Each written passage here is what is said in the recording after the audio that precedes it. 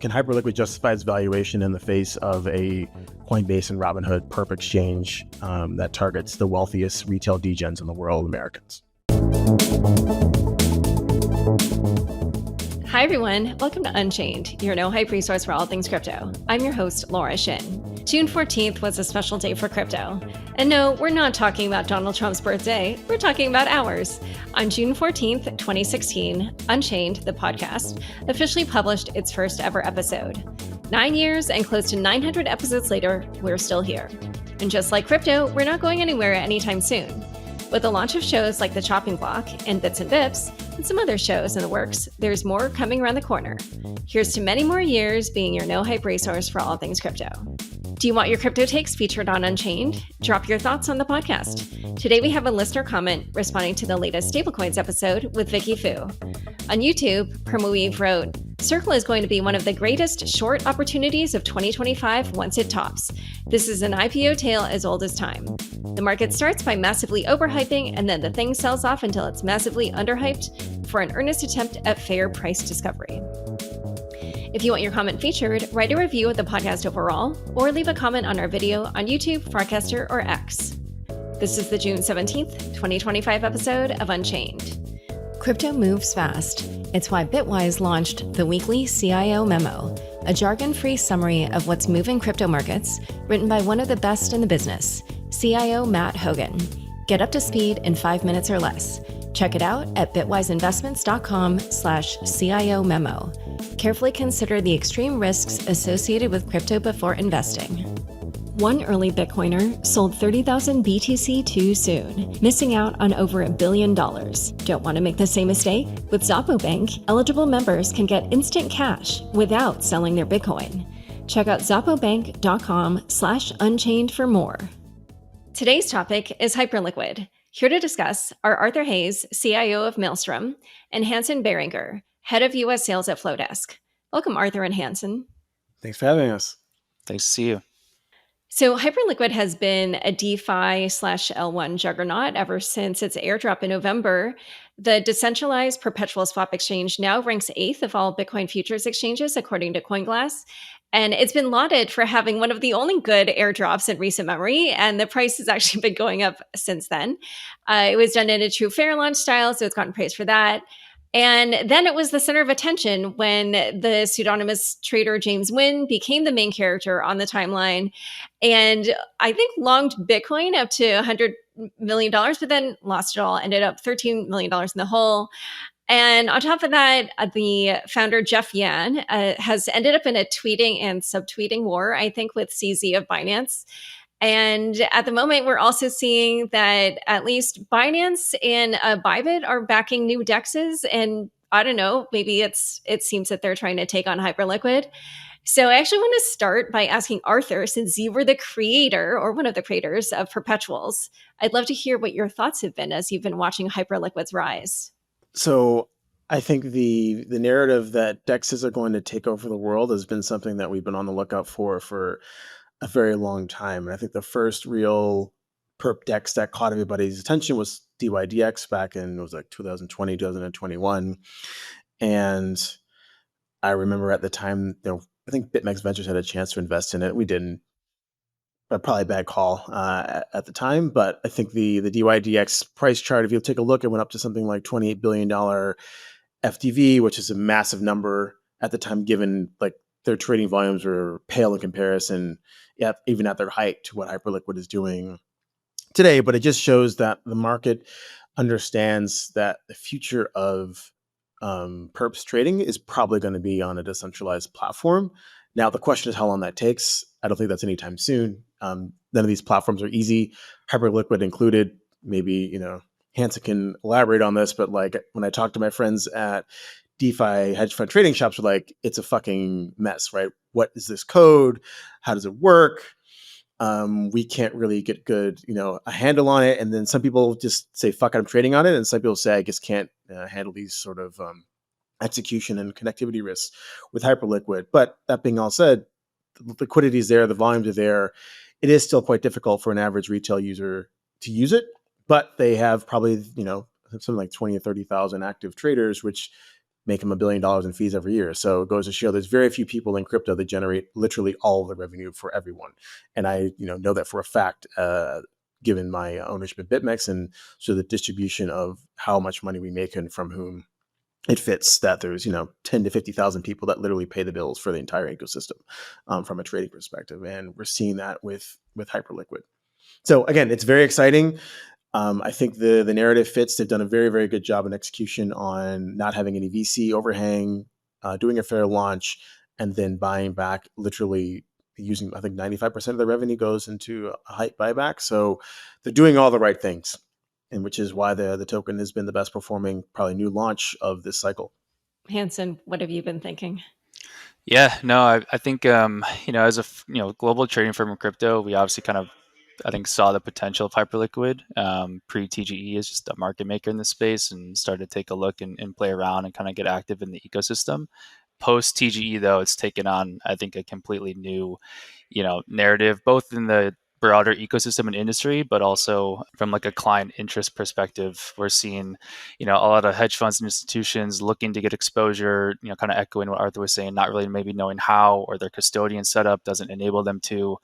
So having to find different workaways, whether that's working with a firm like Flowdesk or other OTC desks in the space to get that exposure, sometimes via derivatives contracts as well. But it's really like changed, I think, the game for the better. The lack of VCs, the buyback and burn, or not, sorry, not burn, but buyback revenue of the assistance fund. Arthur mentioned, they've already bought back, I think, like $360 million worth of hype, which is now worth, $750 million. On track to do multiples of that throughout the rest of the year. So it's really just like nothing we've ever seen before in crypto in this kind of open sourced on-chain atmosphere, which is awesome to see. And out of curiosity, Arthur, you mentioned DYDX, and obviously there's also been other perpetuals DEXes before. I wondered, what is it that, brought Hyperliquid kind of to the fore in this way, in a way that the previous perp DEXes kind of didn't manage to do? Do you think it's literally just all this stuff we talked about, like the fair launch and kind of the community aspect, or is there something else? I mean, obviously, Jeff and his team are extremely talented engineers. I think they only have 10 engineers, something insane, right? Their output is per engineer is better than anything I've ever seen from a exchange perspective. So there's that. But I think the key thing for retail, and I try to bang this on through the throats of my projects, is like, make your retail users rich. Do right by them. And I think that the Hyperliquid team has done right by their users. They have given them a massive airdrop. It's predicated on trading flows. People understood how they could earn the token. They trusted that at some point they would get the token, and then they weren't disappointed by the amount of tokens that they received and the manner in which they received them, which I think a lot of projects let everyone down. We're going to have this points program, and then it comes out that just fucking around, and there's doing these OTC deals with somebody else, and then the retail feels like, well, I just got cheated. I was the reason why you are successful, and then you fucked me. And so I think Hyperliquid executed a perfectly done airdrop to TGE this timeline and flow, and the retail users stuck around and they traded with them. I'm going to agree with I think one of the maybe not most overlooked, but most important aspects is making your users, rich. You kind of have to have that community aspect and really that deep rooted sense of loyalty from your community, which I think Hyperliquid kind of hit, nail on head. We kind of saw a similar dynamic with Solana ecosystem kind of go through ups and downs. A lot of people in that ecosystem got very wealthy, and then they choose to stay there and kind of participate in that ecosystem. And so we're starting to see now the HyperEVM kind of coming to fruition. There's billions of TVL, a lot of great products coming to market there, and you're seeing this exact same kind of network effect of these users who receive large airdrops. They're never going to trade probably anywhere else because they're super loyal to the Hypercore product, but B, they're going to then take that capital that was airdropped to them and keep it within the Hyperliquid EVM ecosystem as new products like Felix and Hyperlend and Hyperdrive come to market, and give them things to do and make their capital productive. So we're super excited for that, and continue to see the build out of the ecosystem itself. And I'd be curious just to know for either of you, do you think that if Hyperliquid had launched as an L2 instead of an L1, that we would still say, and everything else stayed the same? Like, do you think any part of the story would be different, or do you feel like it actually doesn't matter whether it's an L2, like for instance on Ethereum, or its own L1? I mean, I guess it's kind of a hybrid, right? Because you're still that connection to the EVM, and you're still connecting MetaMask and go to the Arbitrum and some other things to get there. So kind of think it doesn't really matter. It's a layer something, and people give a higher price to earnings ratio to layer something versus a DEX, right? I think, when I initially looked at the $3 offering at the initial TG, I was like, oh, this is pretty expensive for a DEX given the volumes that they were doing at the time, and couldn't really buy into it. And then one of the youngins at Maelstrom was like, no, you got to look at it like a layer something. That's don't worry about the price or whatever. This is the next Solana of this cycle, blah, blah, blah. Okay, that makes a lot of sense. And so then it aped into some. I think it's all about mindset. Again, people are willing to give you a higher valuation if you're an L something because you have clients. And most of these L somethings have no clients. They have a big valuation like Chain, no fucking clients. And so I think Hyperliquid stands out in that respect, in that they brought the clients and now they're getting the L something multiple. Yeah, I think a lot of the pre-TGE consensus, it was pretty split, I would say, even amongst, I would say very sophisticated kind of crypto traders. One of our clients actually told me to get a grip when I suggested that this thing might trade to 20, 30 billion FDV. And, now today we're at, 45 billion. So I think it's just funny to see the narrative still around Hyperliquid's pretty, I would not say it's a consensus trade, right? There's only 10,000 users in the EVM, which is probably a bit inflated due to people, farming with their wallets. A lot of custodians still have yet to support it. The tier one, centralized exchanges haven't listed spot. There's still a lot of catalysts in its pipeline. But to answer your question, Laura, I don't really think it matters, candidly, because of, this revenue buyback, whether it's an L1, an L2, an L3, an L something, like at its core, Hypercore makes a lot of money, and at the moment they're using that money to buy back the token and kind of drive back value to shareholders that way. So I think the market is pricing in continued growth and capture of that SexDex market share from a percentage basis. They've already pretty much won the on-chain perp wars. It's now kind of setting their targets on some of these like tier 3, tier 2, eventually tier 1 centralized perp exchange venues. Yeah. And just to explain what Arthur mentioned, I guess it's the bridge is on Arbitrum, and that's what's holding all the money that everybody's trading with. So, well, okay, so now let's talk about the biggest thing about Hyperliquid that's generated the most discussion, which is the fact that the trades are transparent. And obviously, this isn't something that's particular to Hyperliquid because, as we mentioned, there were others previously like DYDX, which is still around, where it's also transparent. But I was so curious, Hanson, since you are a market maker, like, how would you do your work differently, or do you do your work differently when you're on an exchange where, other traders can see every resting order, they can see the wallet it's linked to, they can see the P&L, they can see the liquidation level? Like, what are the things that you do on a centralized exchange where positions and all of that information is concealed? And what do you do on something like Hyperliquid? Yeah. So long and short answer, I would say short answer, not much different. There's obviously different like technical integrations when you're talking about like an on-chain, just from a latency perspective when you're trading and kind of hooking up your trading infrastructure tech stack versus a centralized venue, co-location and things like that. But from a more like, I would say, manual input into the trading systems. Like when we see James Wynn has, $1 billion position that's 50 bips away from liquidation, you might step in and put in some stink bids there to kind of catch that, liquidation wick, so to speak, which have historically been quite, attractive on like a revenue producing perspective on Hyperliquid specifically. That's been a pretty good strategy, especially in the early days. It's gotten a lot more, I would say, competitive these days. But so I guess to answer your question, it's a pretty similar setup with some slight nuances because you can have a lot more information, historically, and this has been kind of debated on, crypto Twitter and whatnot. A lot of these exchanges have had like either an internal desk or you have like a private, designated market making program, which, Flowdesk, we do operate in those. It's part of our business model where we're hired to step in for those liquidations, and so they don't hit the order book. People bid on them privately, and then whatever's left over goes to the order book to reduce that slippage. So it's just a slightly different business model because they are an on-chain DEX versus the off-chain centralized equivalents. But more or less, it's relatively the same framework.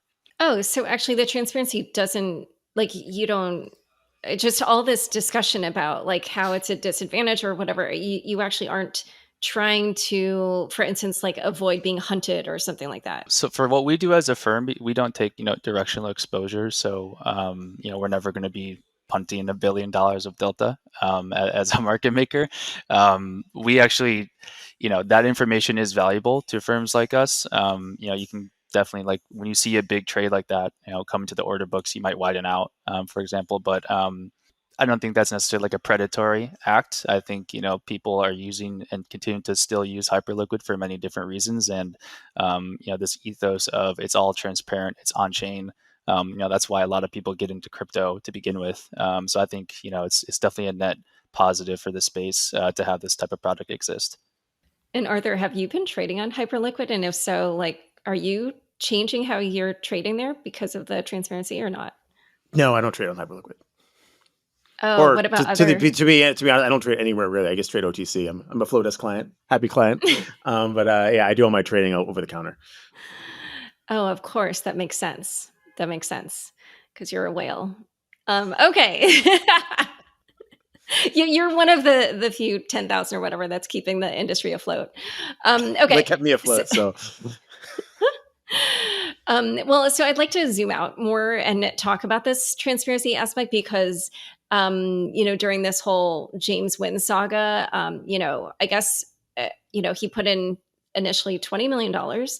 He borrowed money to be able to trade 40x what he had initially invested. The holdings rose to 100 million. Then he didn't sell, and instead he ended up in the hole, 13 million, which I mentioned before. Um, Toward the end, he was even soliciting donations on X. And I checked his account today. It said that he had $11 in it. So, so what were you guys thinking as you were watching all that play out? Because I was having some thoughts about like some direction that this combination of almost like social media and finance was going.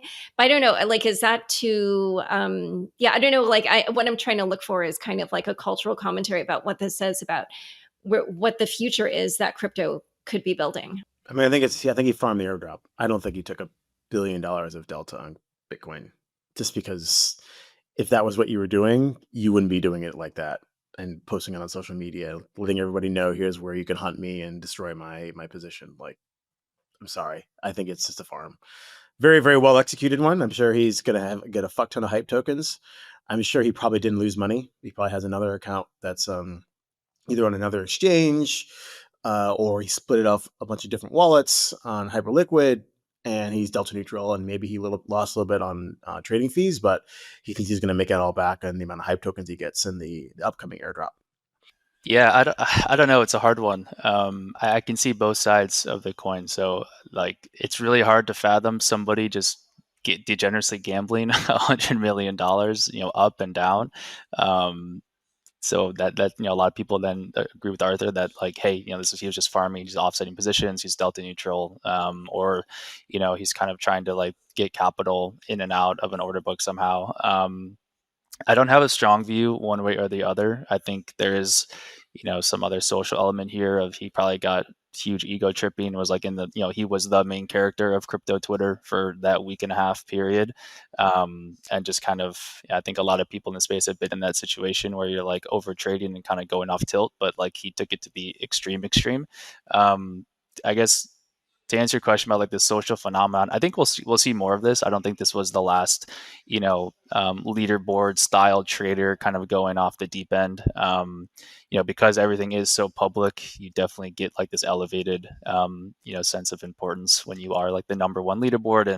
And actually with Hyperliquid, you can't fake it, right? So a lot of people, crypto Twitter, KOLs, whatever, they'll post a P&L screenshot. It could just be completely fake, on Binance, OKX, or Bybit. But on Hyperliquid, it's actually real because you can go check the chain. So I think we'll start to see more, of these types of, I guess, I'll call him a KOL. I don't know what else to call him right now.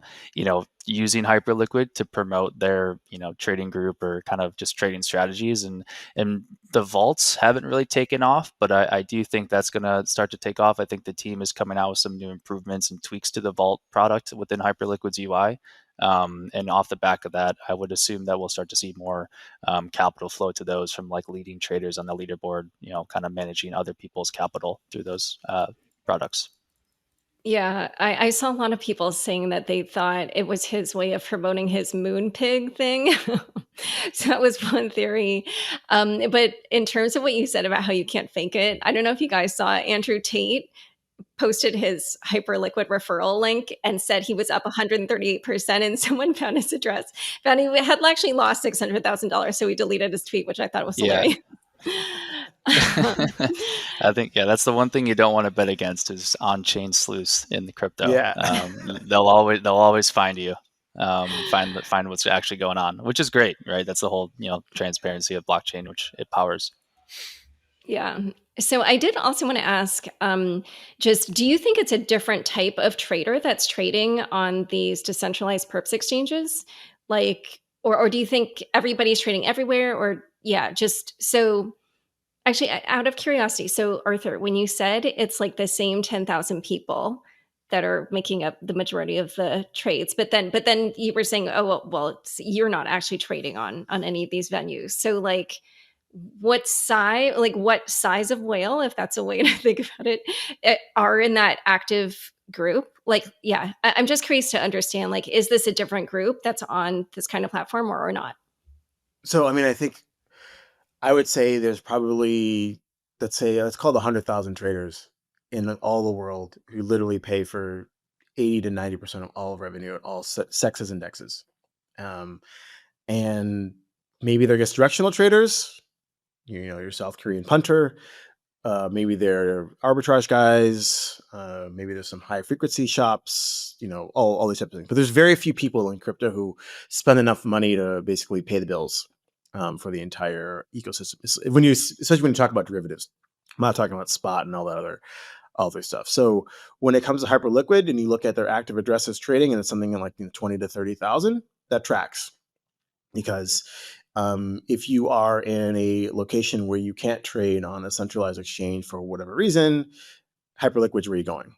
Which obviously the one problem that I see potentially with the valuation and the multiple is what happens when Coinbase and Robinhood launch their perps sometime this summer in the United States. How many of those 20 to 30,000 people are Americans who couldn't trade perps anywhere else, and Hyperliquid's their thing? And now there's an easier option that's, direct. They can, wire money straight from the bank account and start trading perps. Maybe they're not going to get 100x leverage and it's going to be lower, but it's going to be much easier than dealing with all the intricacies of an on-chain trading venue. So I think that is the real short-term question. Can Hyperliquid justify its valuation in the face of a Coinbase and Robinhood perp exchange that targets the wealthiest retail degens in the world, Americans?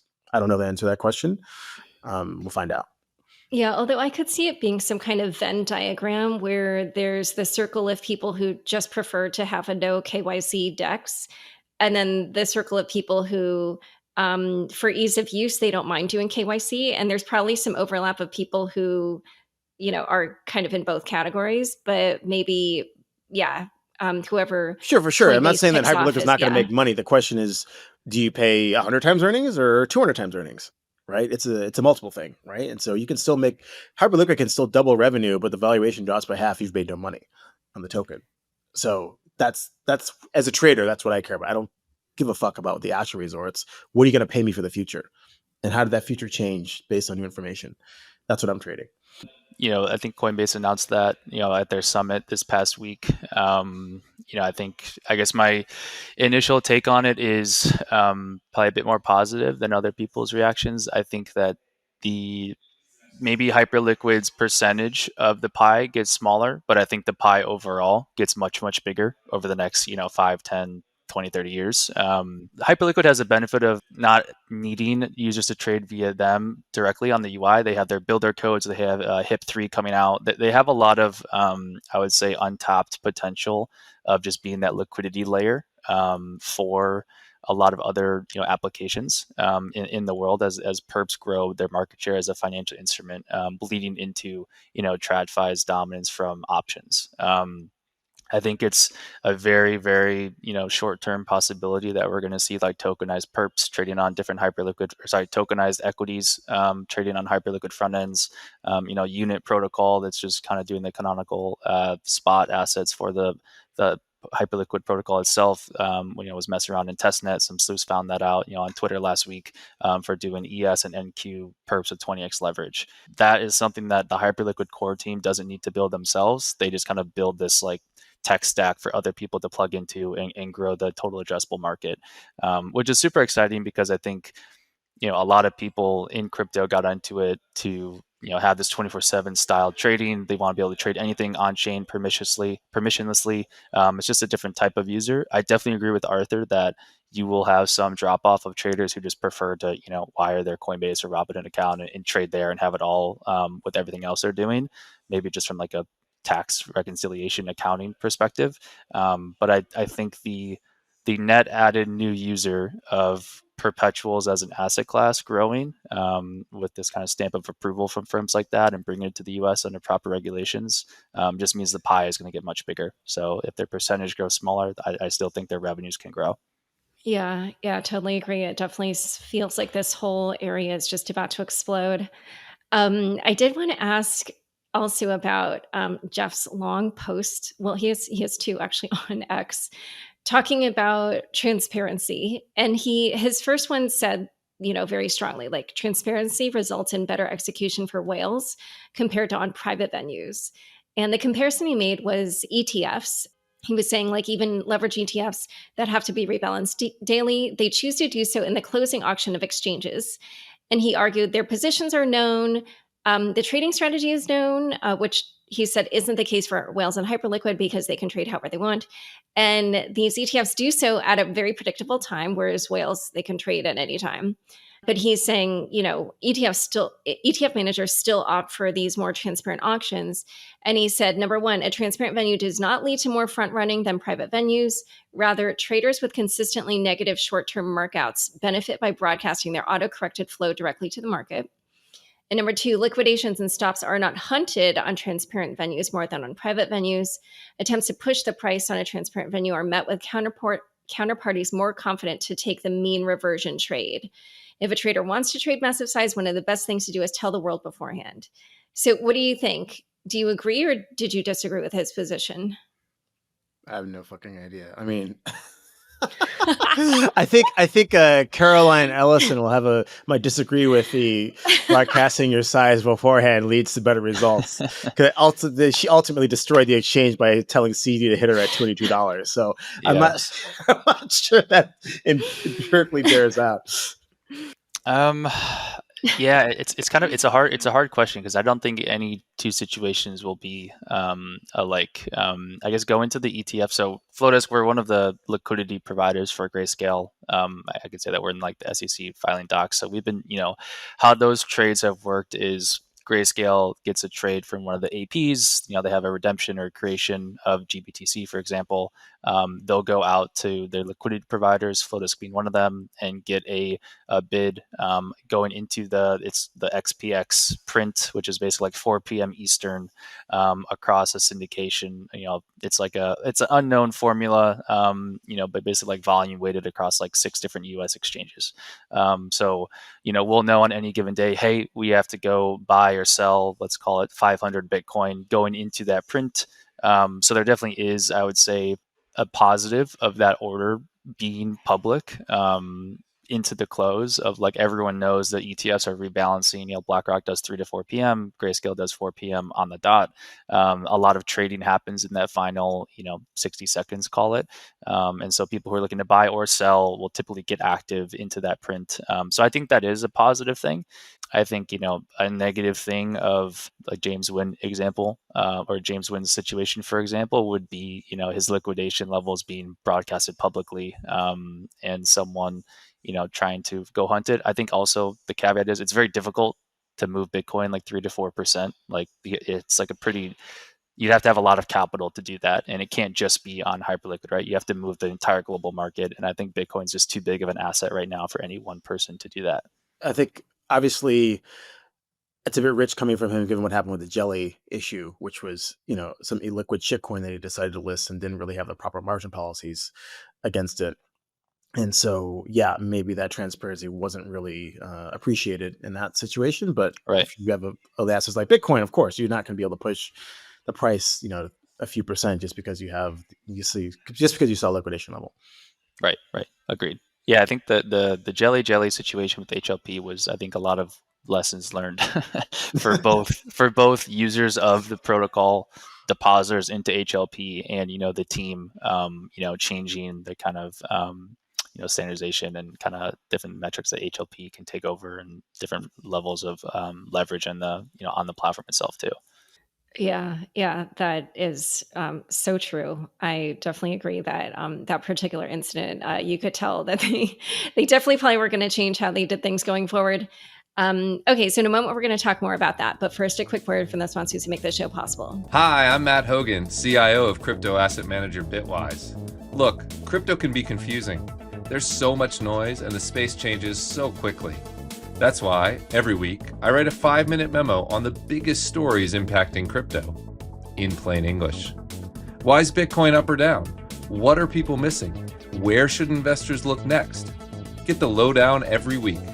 Sign up to get the weekly CIO memo delivered straight to your inbox. Go to bitwiseinvestments.com/CIO memo. That's bitwiseinvestments.com/CIO memo. Carefully consider the extreme risks associated with crypto before investing. Selling your Bitcoin just to get cash? One early Bitcoiner did and missed out on over $1 billion. With Xapo Bank, you can access up to $1 million instantly without selling a single sat. Eligible Xapo Bank members can borrow up to 40% of their Bitcoin's value. No stress, no selling, no buying back in. Use it for what matters most. Your dream home, your child's education, a getaway, or that can't-miss investment. With Bitcoin-backed loans, you're in control. Set your installments and repay in Bitcoin or US dollars, your choice. Enjoy competitive rates, zero fees, flexible terms, and no penalties for early repayment. And your Bitcoin stays safe, never rehypothecated, relent, or pooled. It's securely held until your loan is repaid. Check them out at zapobank.com/unchained. We have more listener comments about the hottest topic in crypto right now, stablecoins. On X, Bloody wrote, "They're just noticing that it's what stables was built for. We're so early here, not gonna lie. Don't you think so, Laura? But why are they creating new stables is my question." And also on X, Rain said, "Stablecoins as backbone, that could change everything fast." Again, if you want to hear your comment featured on the show, please write a review or leave a comment on an episode on YouTube, Farcaster, or X. Back to my conversation with Arthur and Hanson. So during that Jelly incident, when Binance listed the Jelly token, which they did like really quickly, assuming that the price rose, which, if you list on Binance is likely, then, and that, so the chain of events there would be the price rose, that would have caused the hyper liquidity provider to lose a lot of money. Did you take that as a moment when Binance was almost trying to like take down a rising competitor, or like how did you read those incidents or that chain of events? I think you could definitely read it that way. I think it was Binance and OKX, right? Those are the two Yeah. simultaneously launched this jelly market. Yeah. CZ and Star don't like each other, so it's very interesting coordination between those two folks. So I think it's, maybe, possibly, you could definitely see a little bit of jealousy coming around. Here's this Hyperliquid guy, he's got 10 employees and he's generating way more money than us. So maybe. Yeah, I think that sequence of events was I don't want to say predatory, but like maybe advantageous is a better word. I'm just looking back at the chart here. Jelly was 8 million market cap. I think HLP took on the bad debt around like 12 to 15 million, and then it went up to 50 million. This is also like classic crypto, right? Or like momentum traders, short squeeze, and then like just delta punters who are like seeing something happen. Like there was the MOB token on FTX that got super squeezed last cycle. When this stuff gets broadcasted and shared in Telegram chats, trading groups, discords, like it becomes a pretty well publicized trade. And then you saw the kind of OKX and Binance adding like fuel to the fire. Not spot listing, but like a perp listing, which we've seen, kind of the cycle be kind of the way the exchanges are going of just listing these like low cap tokens on, high leverage perps, because they realize that also this is what people want to trade. It's been like the total mind share this cycle of these, mid to high cap meme coins on perps. That's been the money driver. And so I think they also saw an opportunity to probably hurt HLP a little bit, and they took it. But I obviously don't know for certain. Yeah, and then it's hilarious that Hyperliquid resolved it in a way where they paid themselves a little bit of money. But anyway, one other thing actually that I was just thinking is, that kind of description that you had there about how once people knew about this, then they wanted to go in on that trade.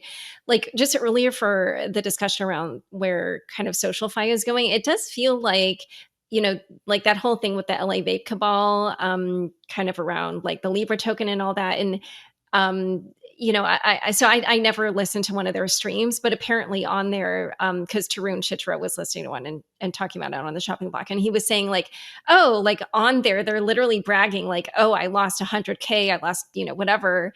And there is something, yeah, like with the James Wynn thing, I don't know, it sort of feels like, it's like bragging rights. And then around this like jelly incident, it even reminds me of almost like, people are going to hate me for this comparison. So, just hold your fire. But it's a little bit like cancel culture or something where like this internet mob like gets into, they get into something and they all kind of want in on it or something like that. Does that make sense? Yeah. People love Go- leaderboards, right? I don't think it's not new. Every sex has a leaderboard. We have one at BitMax and all the major exchange. We have chat groups where you can talk shit in the chat, post your positions, post how much your stack is. All like it's tried and true internet culture. So the fact that it's made it on chain and now you can verifiably post your positions and people know that you're not lying. It's just another way to sort of, brag in this online community and flex how much money you have by either how much you lost or how much you made.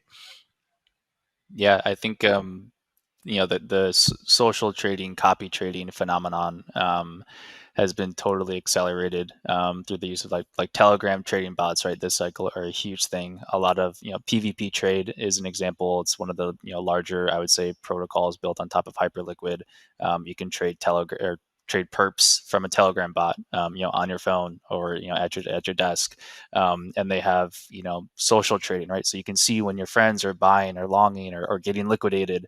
You can see on the chart like when their positions get stopped out, and all this sort of. And they have leaderboards, like Arthur mentioned. People love that. They love that sense of like being important and like showing and kind of flexing both to the upside and unironically to the downside of like loss that they want to share. We see that with Wall Street bets and kind of the rise of Roaring Kitty and GME stuff a couple years ago. So I think this type of secular trend is only going to continue, and we're also seeing a lot of like venture capital going into social trading style companies, just because it is a fun thing that is capturing a lot of user attention and wallet share. Okay, so just to go back to that jelly incident, Arthur, I did see your tweet recently. Fam, do hype perp volumes flip Binance's this bull cycle? Discuss. So you must have tweeted that because you might have been thinking that it might happen. I'd be interested to hear your thoughts. I mean, could it happen? Possibly. Likely to happen. Again, I think the big roadblock is, how does hype volumes compare when you have a real competitor out of the US, Coinbase and Robinhood, this summer? I don't know the answer to that question. Obviously, I was long a lot of hype. I'm not long a lot of hype anymore, mainly because I had a trade plan. The trade plan was you exit when Coinbase and Robinhood, either one of them, announced that they're going to do perps in the US. Because again, I don't know the multiple that this thing is going to trade at. Are they going to make a lot of fucking money? Yeah, they're going to make a lot of fucking money. That's not the point. We're trading multiples here as a trader. So that's the question. I think if there's a lot of cool things that they're working on, like the permissionless listing of perps, right? You stake some hype, you're able to launch as many markets as you want. I think that's absolutely amazing. If they're able to launch 24/7 Qs and spoos trading, amazing, right? Or 24/7 Tesla, Nvidia, and these are all user-generated markets, and then anyone around the world can trade these things. If they're able to get those sorts of things going, then yeah, the sky is the limit, because these are things that Coinbase and Robinhood will not be doing, even in their home market of the United States. So again, I think there's a lot of bullish catalysts for hype. I do think there's this medium, short-term question of like, okay, out of those 30,000 traders, now you got this easier way to trade. What happens? I don't know. Hanson, did you want to add on to that? By the way, I don't know if you saw, but the Hyperliquid community is totally tracking all these stats. Like at the top of one of their dashboards, it shows already Hyperliquid perp volumes are at 21% of Bybits, 90% of OKXs, 10% of Binance's. Like they're definitely very interested in this. But yeah, I don't know where you think this is going, this competition. No, I think I guess I kind of alluded to it before, but I think Hyperliquid I think now is 75-80% of like on-chain decentralized perp market share. I think it's pretty clear they're the winner right now. I'm a personal, I guess, bet that they're going to continue to win the on-chain. I think the real competition then starts with these tier 2, tier 3, eventually tier 1 sexes that they're competing with. I do think that they have the benefit of being a bit more nimble from a regulatory perspective of what they can and can't do. And I think they're going to utilize or kind of outsource some of these more regulatory opaque things like the tokenized equity perps to builders like Arthur mentioned who are using HIP3 to stake hype, permissionlessly launch their own perp market, basically utilizing the hypercore liquidity for Bitcoin, ETH, and then kind of adding their own tailored bespoke contracts in a different UI, right? A different unified experience for the consumer. And just basically offering this as liquidity as a service, basically, to anyone who wants to build a front end. You're starting to see builder codes have generated certain companies, tens of millions of income already. I think we'll start to see that continue to accelerate. PvP trade, like I mentioned, Axiom, which is a huge, on-chain trading bot in the Solana ecosystem, has implemented Hyperliquid front ends. I think we're really only starting to scratch the surface of, that liquidity layer thesis playing out. So the last thing that I want to ask you about this competition is, I'm sure that you saw CZ's post. He tweeted, "Given recent events, I think now might be a good time for someone to launch a dark pool perp DEX." And then he said, "I've always been puzzled by the fact that everyone can see your orders in real time on a DEX. The problem is worse on a perp DEX where there are liquidations." And then he describes how, like on a normal AMM style DEX, you can be front run and be vulnerable to MEV style attacks. And he says, for perps or futures, it's even more important to not let others know or see your orders. If they can see your liquidation point, they could try to push the market to liquidate you. Even if you get $1 billion, others can gang up on you. So he then, kind of promoted this idea of this on-chain dark pool style DEX with perps. Something that he said would either not show the order book or even better, not show the deposits into smart contracts at all. And he said this should be doable with ZK or similar encryptions. And then he invited people to pitch him for investment, which I took as another way of saying that, Binance doesn't want to be outcompeted by this rival, but instead he will invest in a rival to take on Hyperliquid. What did you think of that? Like, do you feel like CZ is worried about this, or and do you feel like, a dark pool style DEX would kind of either take market share or, cause, I guess, Hyperliquid to run for its money?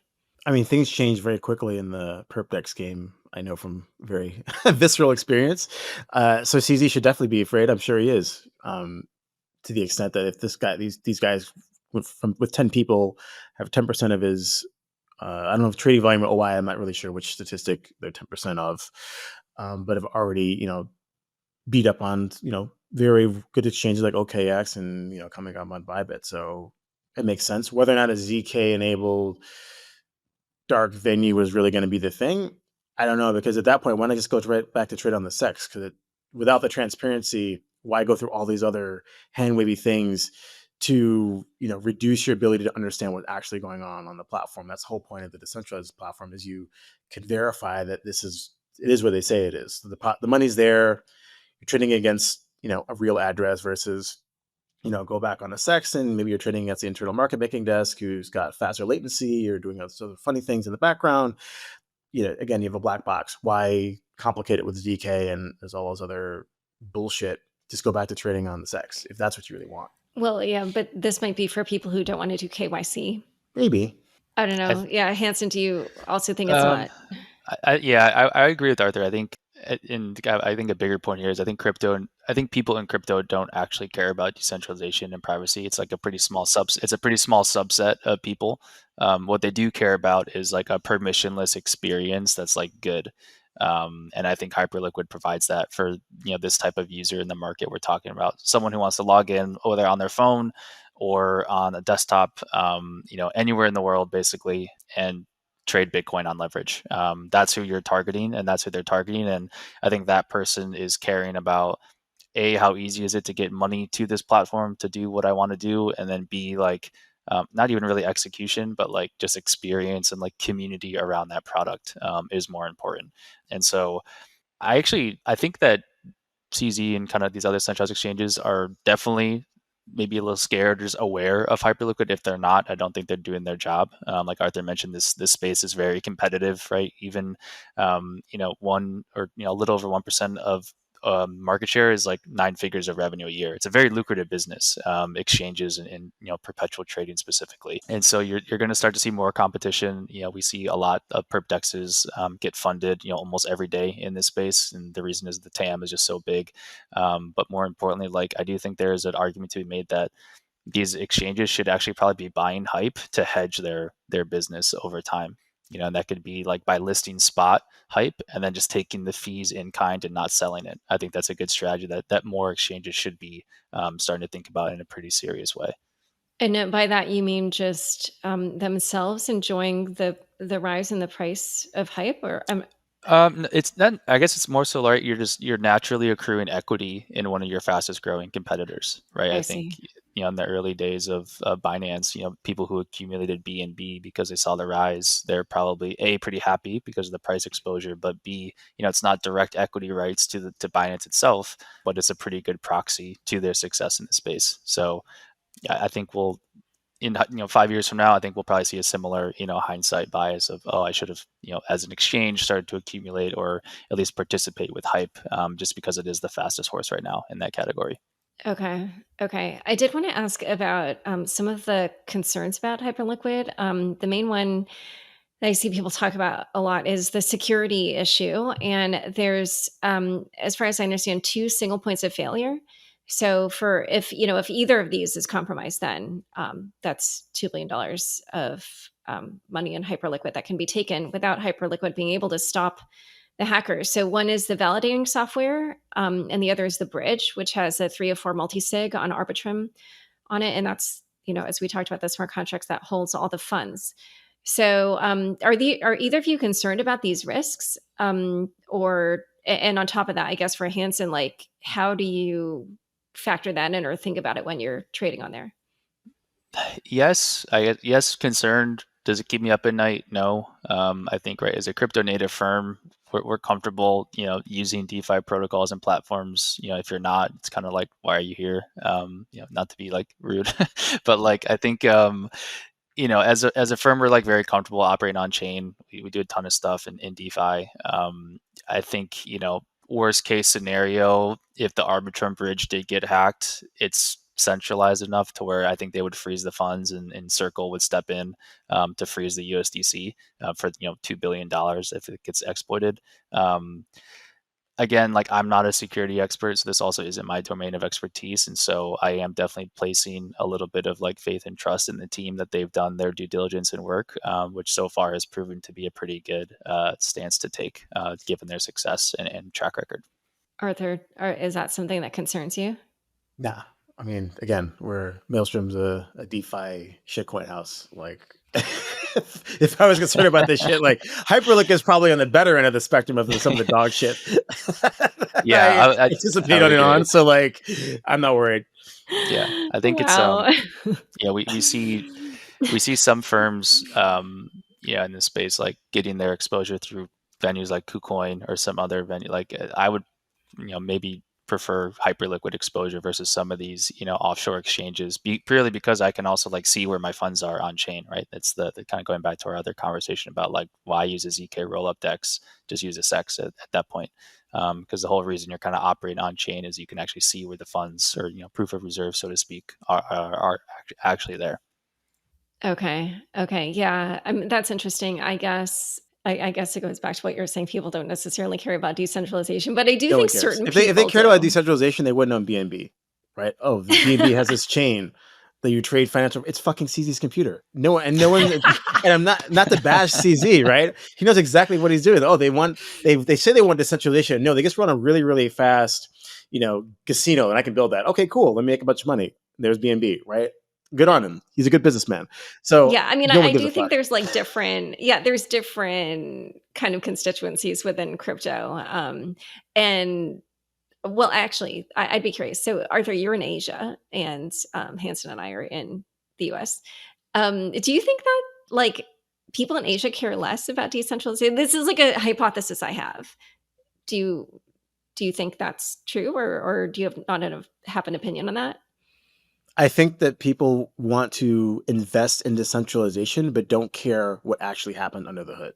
So as long as you say you're decentralizing or decentralized, then you can receive my money. Am I actually going to investigate how the validators work, how the multisig work, who holds the keys, how are they rotated, do they do a proper signing event, all these sorts of things that you would think about if you actually were building one of these things and you cared about decentralization? No, the partner doesn't care. Oh, they said decentralization. Decentralization meant Bitcoin went from 0 to 3 trillion. Okay, I love decentralization. Bye now. That is all. Wait, And that's not an Asian thing. That's not a American thing. That's just retail. Even institutions, no VCs give a fuck about decentralization either. Oh, decentralization, this went up from that to that. Okay, I like decentralization too. I'm investing in decentralization. I feel like wherever Satoshi is, Satoshi's going to haunt our I think dreams at night. I think if you want a decentralized product, it's Bitcoin. Bitcoin is a beautiful decentralized network. It's its own kind of class of asset at this point. I think the saying, everyone has a plan till you get punched in the face is like everyone loves decentralization until there's a hack. And then who do you go to? You go to the team and like, oh, freeze all the funds, right? We just saw what happened with Sui. They're not going to let some hacker steal $250 million if they have the means to stop them. It's just not going to happen. Yeah, although like Thorchain let DPRK take launder a bunch of funds, but anyway, so Was it their money though? Right. Well, my God, that's if Thorchain was hacked itself, I think it would be a different story. Yeah. Oh my gosh. Okay, that's so depressing. But anyway, so let's now talk about some stuff that you guys have been alluding to throughout the episode. So Hyperliquid launched this HyperEVM, which enables developers to build dApps on type of Hyperliquid. And we've seen like a little bit of this. There's like a lending protocol, HyperFun, which is this Telegram bot support. HyperSwap, which is a low slippage AMM. I don't know. What do you think could happen now that like there's this possibility? Like, where do you think this community that they've created and now this technological capability, where do you think this is going to go? Well, I think they have clients, right? And at the end of the day, every single L something is competing for a very small set of people who actually do stuff on chain. Let's call 100,000 people do something on chain versus the millions of people who have a crypto wallet. Right. And so there's all these sorts of games that we all play, the Ponzi-nomics of tokens, to get you to do something on chain. And most of these L somethings have no clients, even after torching hundreds of millions of dollars of VC and retail funding. Whereas Hype comes with a dedicated community that's spending enough money to generate, $1 billion+ in fees per annum. And so now you're going to give them every single other DeFi application because they're invested, because they own the Hype token, they like the product, they like the way the team has shipped tech, and so they're going to use all these other different things.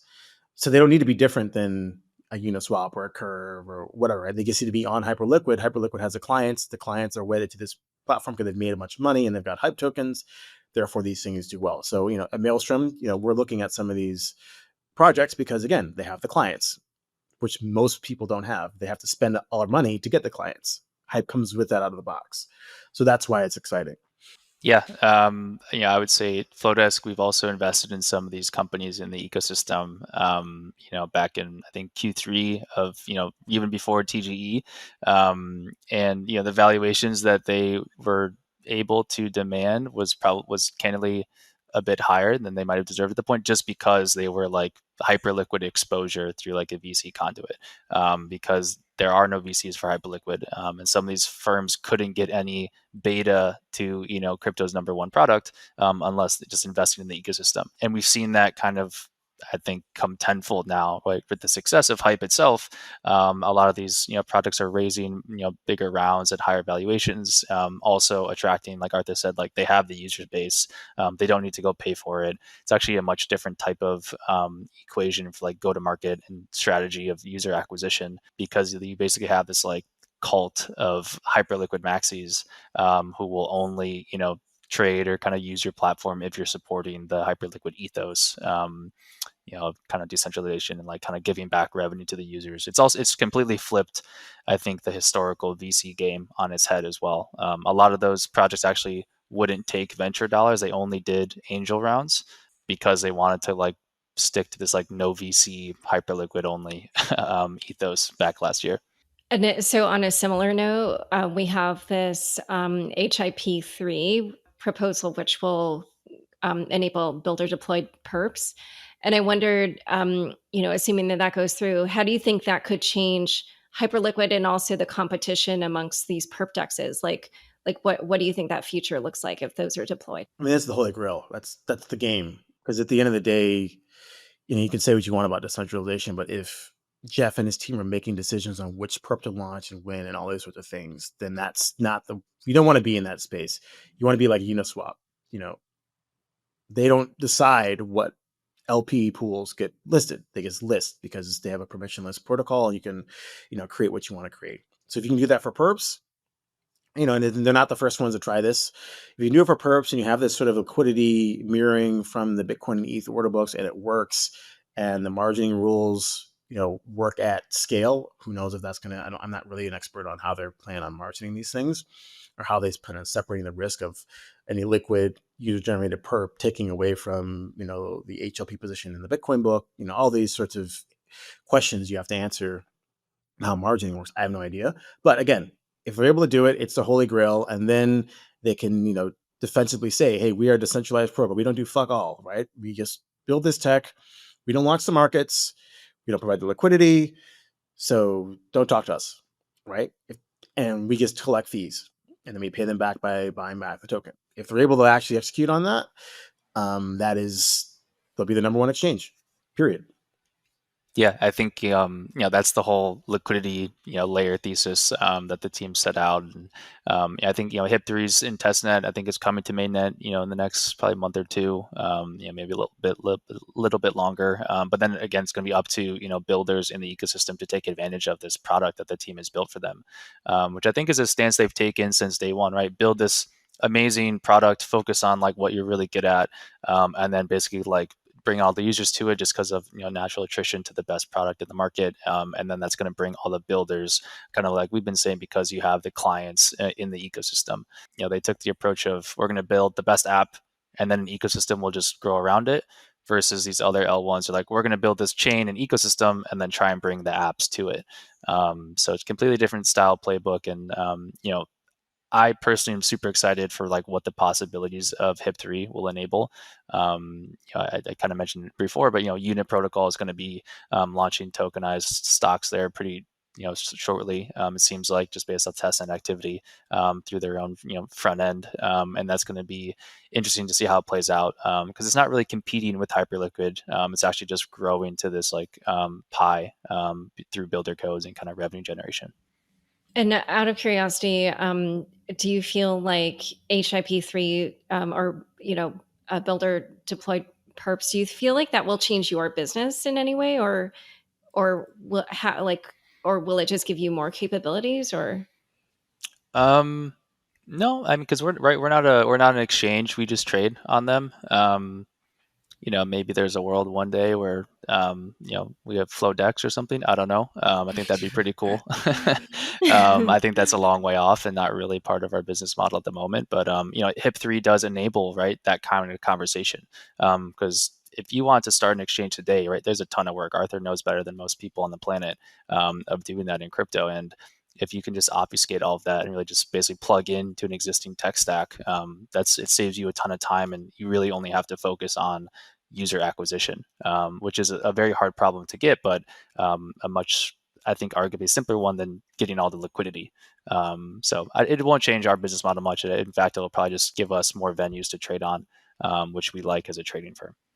okay, so I did also want to. We briefly discussed the token buyback assistant fund. It recently hit $1 billion.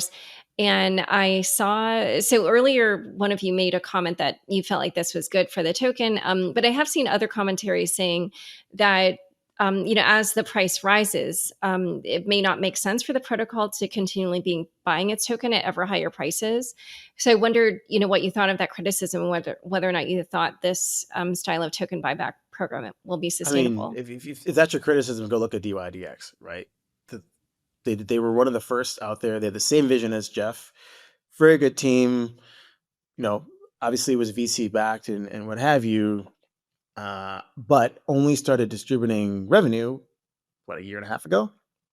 And the token has just gotten slaughtered, even from the low nominal level it has been even after the fall from the 2021 levels, right? If you do not give away, if you make a lot of money as an exchange, which you should, that's the whole fucking point of this business, and you don't give it to the users, I'm gonna buy another token. What am I here for? Why am I gonna bleed for Hyperliquid if they're not gonna take that money and buy back the token or give some sort of mission via staking? So if that's what you want, go fucking buy a DYDX and be down 95% over the last 24 months because that's what you're asking for. Yeah, I think I don't think it's the criticism that the buybacks are bad longer term. I think it's great. Like it gives you a constant I don't want to say floor, but right, as long as the actual product itself continues to make money, which I'm betting on, is they from their client base and kind of trading activity, I think that'll continue to go up into the right. The buybacks basically provide this mechanism to hold it, but B, trade it, because it gives a lot of people confidence in owning this asset that's continuing to win their category, and be a leader in it, for a long-term investment thesis.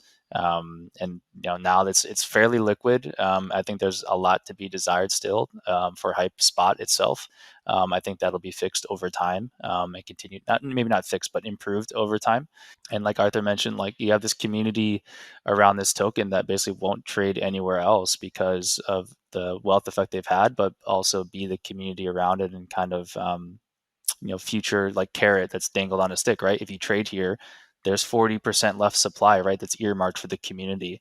No one really knows what they're going to do with that, or when it'll be distributed or how, but it's a pretty good bet to take that. It's going to parts of it will go back to active takers on the venue. So like, why trade anywhere else with all that knowledge? All right. Well, last question. As we mentioned, there is competition coming for Hyperliquid. Do you have any? And I know, Arthur, you keep saying like you don't know how this will affect them, but if you had to make a projection, what do you think will happen when we have these other venues that are much bigger? They have like easy on ramps, especially for US users. Like, what do you think will happen with Hyperliquid at that point? I think that they're going to have to double down on the HIP3 in their true vision, right? I've spoken to Jeff and he said, yeah, I really want to build a permissionless trading platform for everything. And I think they're going to have to really go onto that vision, because if if the vision is just, we want to be a very liquid perps DEX, okay, fine. You're still going to make a lot of money. I don't know if you justify the valuation that you have right now in the face of, Coinbase or Robinhood. Like they could go to zero fee trading on perps just because Wall Street's going to reward them for user numbers, not profitability. And so their stock price goes up just because they have more users. Who cares a fuck if they make any money? right? Versus Hyperliquid, they have to make money. The whole point is they make money, they buy back the token. That's why we, as holders, want to hold this thing and buy it. So I think there's a different sort of metric, and they could fall prey to, the Wall Street VC mindset, which is just give me clients, and at a certain point, you're going to turn up the fees, like a Netflix or something like that. Then if I'm Coinbase and I'm Brian or Vlad at Robinhood, okay, fine, 0 fee trading on Perps. Let's just destroy Hyperliquid because now they're not going to earn any money. So I think, and then if they don't earn any money, they don't buy back the token. Token holders are not rabid supporters anymore. They'll trade with me because it's free. So again, I think, but again, if you're saying I'm going to decentralize the entire trading stack and anyone can launch any product on anything, because I've provided this very liquid and easy to use platform like a Uniswap for spot, but now for derivatives, I think that's a vision that could really power the token past what I think is this sort of short-term question of what multiple should I pay on these future revenues if I have a very large and competitive US brokerage house offering the same product. I echo what Arthur's saying. I think, the real end state goal of Hyperliquid is to be this, liquidity layer. I kind of keep bringing up that phrase, but I don't think, I can't speak on behalf of their team, but I don't think they maybe want to directly compete with Coinbase for US users, right? You can't access Hyperliquid in the US today. I also think there's this common theme in crypto that people think all of crypto is just in the US. Yes, it's a big market, but like the world is very big. And I think that the TAM for perps and on-chain trading is actually much bigger outside of the US, and so there's a lot of market share for them to win in the interim before even not having to worry about the US market, but they can focus on all their efforts of tapping into the hundreds of other countries around the world, and then also getting right via builder codes and HIP-3 that tangential liquidity and kind of trading volume and revenue from the US market from people who build compliant KYC front ends for Hyperliquid in the event that perps do get fully regulated and legalized here in the US without even really having to pay for it. So I think that's kind of, I guess, my take on the future of the protocol. And it's something that's really exciting to kind of be a part of in crypto today. And actually, just one last question: when you were talking about when HIP-3 goes through, would that create fragmentation and liquidity in any respect? I don't think so. Right, they're going to be using kind of. Well, the new perps that get listed from whoever's choosing to list it will obviously have to manage and kind of drive their own liquidity, but the other pairs, to my understanding, will not be fragmented. It's just a different front end to access the same order book. Okay. All right. Well, is there anything I didn't ask that either of you want to mention? Yeah, I'm all good. This was great. I appreciate the time and good conversation. Laura, you should hit up Jeff and get some free tokens for us. Come on. Jeff, if you're listening, Arthur definitely wants some free tokens. He's mentioned it twice now. All right. Well, do either of you want to give out handles where people can learn more about you and your work? Sure. At CryptoHaze on X and Substack. Yep. Just at Hanson Birringer on Twitter or HansonB_Flowdesk on Telegram. Always happy to chat. Great. It's been a pleasure having you both on Unchained. Cool. Thank you. Thank you. Coming up, we have insight into Unchained reporter Jason Brett's latest scoop on the Clarity Act, the White House, and presidential conflicts of interest. Stick around. Hi, everyone. I'm Stephen Ehrlich, executive editor at Unchained, and I'm here with our regulatory contributing reporter, Jason Brett. Welcome, Jason. Thanks, Stephen. Welcome. So you had a pretty big scoop last Friday, and it relates to sort of the legislative process and the future of the Clarity Act, the proposed market structure bill that's trying to make its way through Congress. Why don't you walk us through what you reported? Sure.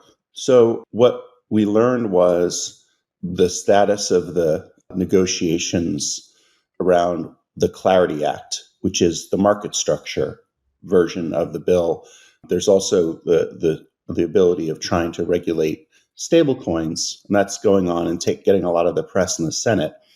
But the House is also working on a market structure bill, all working toward an August deadline that has been given by the White House that is providing a lot of pressure to Congress to get it done before they typically go on break in July. one of the key points of negotiations that we learned, and really this started as just exploring a little bit more about, what the status was of, are they going to make it by August? Are these, is it going to be stable coins or market structure? Was this very interesting negotiations that we learned of, where there were a quiet group of House Republicans and Democrats that were getting together, and they were negotiating a language around conflicts of interest for, let's say, the president, the vice president, members of Congress, and so on, who would not be able to profit inappropriately from our crypto ecosystem. To me, this was very interesting because, as we know, the House, particularly in the Financial Services Committee, there was a lot of rancor about the fact that our president is profiting off of crypto. In fact, I believe most of his wealth is now from this industry. And they've been wanting to get in amendments into the Clarity Act, which last Tuesday had the markup where they decide sort of what amendments go in the bill and what don't. And the vote out of that committee was 32-19. It was very partisan. It wasn't as bipartisan as, let's say, the House Agriculture Committee. This bill's actually going through two committees, which is rare in and of itself. And that vote was 47-6. So the House Financial Services Committee was really pushing on the president's ownership of crypto and how he might benefit, particularly because he has, as you know, a stablecoin business, or his family does, USD1.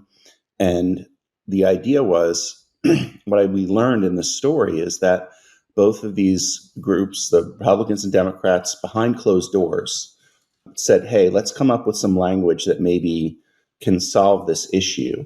Not just that would be like telling President Trump, hey, you're doing something wrong, but for the current and future presidents and Congress to deal with the ethics around how we be involved in this industry. And the language was agreed to, apparently, by both the Republicans and the Democrats in this backdoor dealing. And that's what became the real big scoop then, because what typically happens when you negotiate these bills is you check in with the White House, because they do have the veto power, and you hear what their thoughts are. And the White House, from our reporting, showed that they rejected any language at all that would prevent the current president from being involved in this industry. A couple of questions just to kind of jump off here.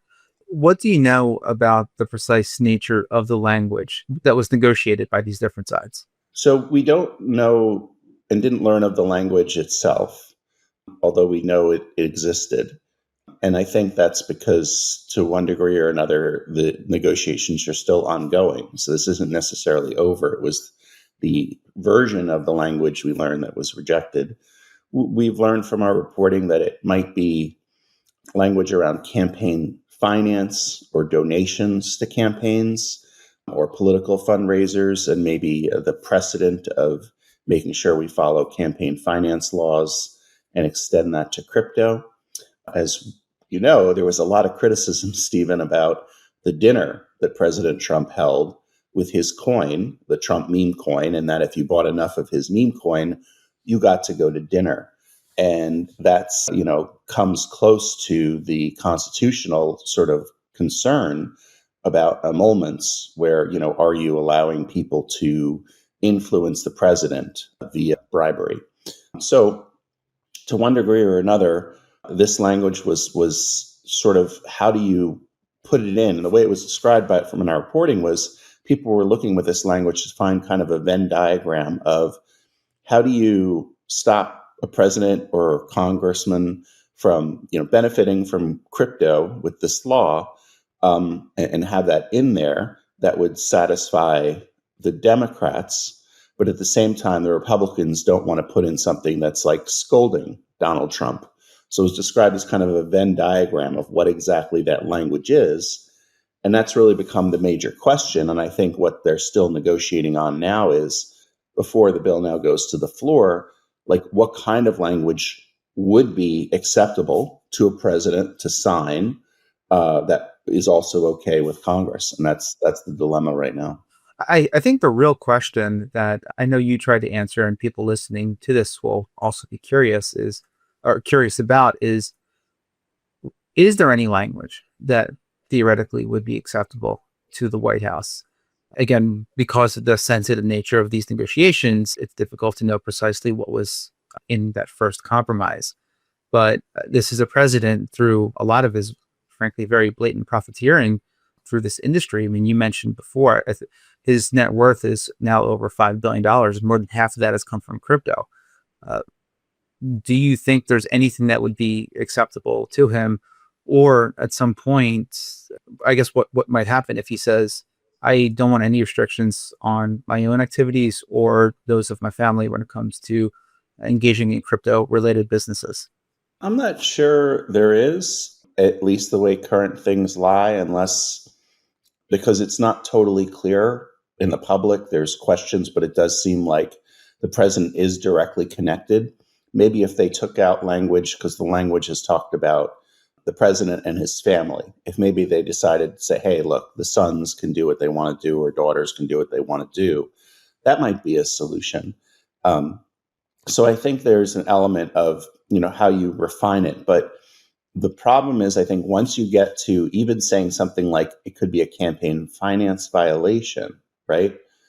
And you're the president and you're very engaged in this business. The example that was given, Stephen, in the reporting that I liked was, President Carter, which I know is probably dating a lot of people, but, he owned his peanut farm. He was big into peanuts. So like, if you imagine if President Carter was also starting a peanut business, trying to corner the peanut market as president, if you then gave him a bill to sign that would say, hey, it might be that some of what you're doing is illegal, that's a hard thing to ask of a president, not just the president himself, but of the office of the presidency, because that's a business that he's currently would have been currently engaged in hypothetically. So I think what you have is, how do you actually get the president to, under any circumstances, have his lawyers say, yeah, this is okay to sign. It's just about campaign finance. But then the lawyers look at it and they're like, well, but then this would incorporate what he did with the meme coin dinner. So we can't, this is going to be vetoed because it puts the president in potential violation of a law that he's going to sign. And Steve, what's so interesting about this story is there's so many facets that are interesting to me is I don't think we've necessarily faced this as a nation before, where we have a president who may not want to sign a bill primarily because it's going to affect his personal interests and have it be just so transparent to everybody. Yeah. Just one more quick one before we wrap up. I'm going to ask you to look into your crystal ball a little bit and sort of tell me what's going to happen next. Everybody in crypto knows that Trump wants to sign both bills, the Genius Act focused on stablecoins and the Clarity Act or something like it, to set the rules of the road for market structure before the August recess. Genius Act seems to be moving along as we're recording this. The Senate is set to put a final vote or conduct a final vote on the Genius Act on Tuesday. But it looks like in many ways, market structure is already a complex instrument, and now trying to find a way to satisfy the most important person in the entire process, which is the president, looks extremely daunting based on the reporting that you provided. So what do you think? Do you think we will have a market structure bill passed this year or passed at all? The clock certainly seems to be ticking. Yeah, I think the market structure is a lot harder to get across than the stablecoin bill. And ultimately, the market structure bill was always sort of behind, like the stablecoin bill is the cleaner bill, but it really only covers a third or even less than that of the overall market ecosystem. So if we're really going to get some kind of regulatory clarity for everybody, we'd want that to be market structure. And I think for right now, we're not going to be able to get it done by August. But you might get it still passed, right? Because at the end of the day, the Republicans have a trifecta, right? The trifecta is the president, the House, and the Senate. So they could probably get a bill done. It might be hard to get through on the Senate side, but then it would primarily be along partisan lines. So my crystal ball is that this issue alone, I think, could be the difference to see if we actually get a bipartisan bill, which from historical, when you look back the last 30 years, it's very rare you have this bipartisan negotiation going on for such a major bill. So I think the stakes are, is it going to be bipartisan or partisan? I think you will see it ultimately get passed by the end of this Congress. The question is it going to be passed where it's going to be seen as like a Republican only bill, or is it going to be seen as Republicans coming along with Democrats? And I think the biggest obstacle to that is having some sort of ethics or conflicts of interest clause in the bill. So you think that at some point the Republicans might just say if Trump proves intransigent, that they'll just do a straight party vote and get this done, because they technically don't need Democrats, as long as, especially in the House too, they keep everybody in line. Yeah, exactly. And possibly put the House through on like attached to a bill, so you don't need that boundary of the 60 votes in the Senate. So we might see like end of year attached to some omnibus or continuing resolution type bill where it's just attached on. Yeah.